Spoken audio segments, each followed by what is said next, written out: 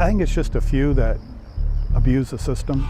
This is Gary Joyner, though he's been called by many names we can't repeat. There was quite a few F-bombs as he was leaving. F-bombs? Oh, yes. He's Pasco County's property appraiser, and he got cursed out for saying you should not get tax breaks for farming if you don't use any of the land in question for farming. This right here is a little over 50. 50 acres. 50. He said his staff has monitored this land in Wesley Chapel for the past 2 years. I haven't been able to find any cattle on it. We've walked the property, dated it, pictures, everything.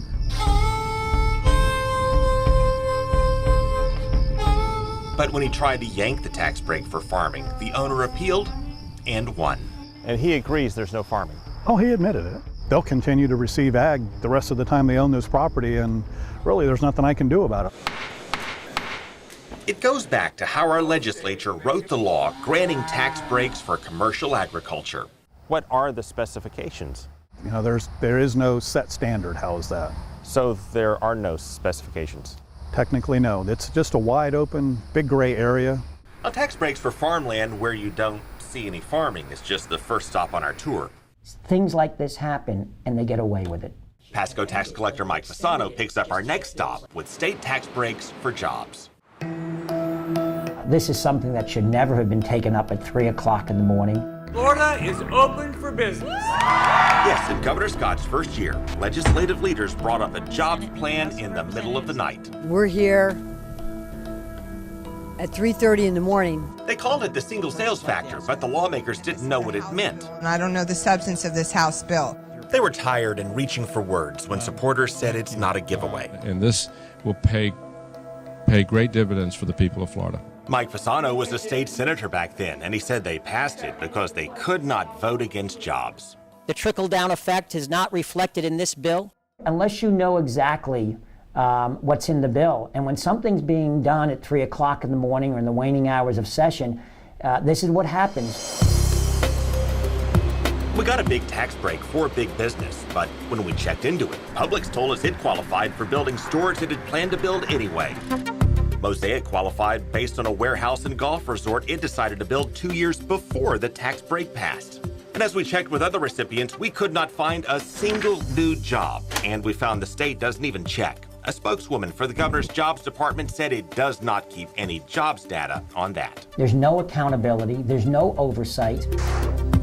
Same goes for the state's maps. We also found the state has not updated its zones for high crime or poverty in decades. So now slumping neighborhoods in Tampa cannot get help. Volcano Bay is now open! Well, millions in tax credits to fight poverty and crime have poured into Orlando theme parks and high-end resorts. I walked around at nighttime, not a problem. I feel safe with the kids. State House Speaker Richard Corcoran said he's tried to revise the tax credits for poverty and crime, but he says the Senate wouldn't go along. Because we don't even go back and reevaluate. So when Universal does go in there and they build and they change that community, and now is it still high crime? We haven't even measured and looked at crime statistics prior to their entry and after their entry to see if that credit should even be in existence anymore. And obviously it shouldn't. And when we analyzed the map back in 2014, we found the state approved tax credits for a Walmart in Tampa that was not even in an eligible zone.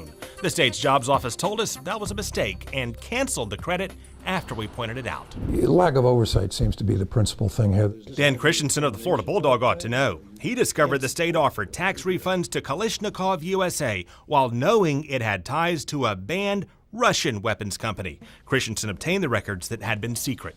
The community was kept in the dark as to what exactly this deal was all about. The record shows state officials knew Kalashnikov USA had a license to manufacture rifles under the brand of Concerned Kalashnikov, which had been blacklisted by the feds.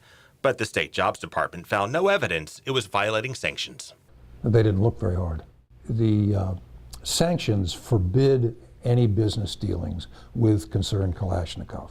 And obviously having a license agreement is a form of doing business with it. In the end, the state never paid out because the company in Pompano did not deliver on its jobs promise. You can see that there's a lot of man hours that went into creating this, and it was all for nothing. And how many jobs did it actually create? None. Our state government has since moved on to other secret job deals while it fights poverty and crime by enriching theme parks, while Kerry Joyner keeps looking for cows or crops. Until the politicians or voters demand something more, this, he says, is what you get. No squash? No squash. Strawberries? No strawberries. Weeds? We gotta have those. We do have that. When they say Florida is opening the door to weed farms, is this what they're talking about? No, I don't believe so. I'm not sure this would satisfy their needs.